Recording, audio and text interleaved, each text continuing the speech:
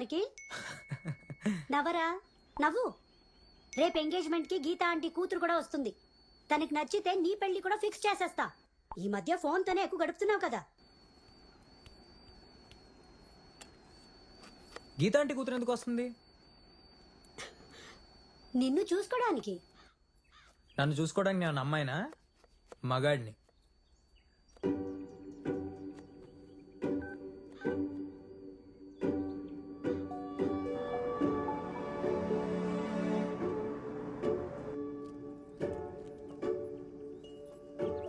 అమ్మా,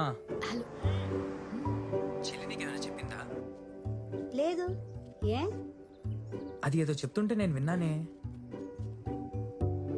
దేని గురించిరా? అది రాత్రి నా గురించి నాకేం చెప్పలేదే.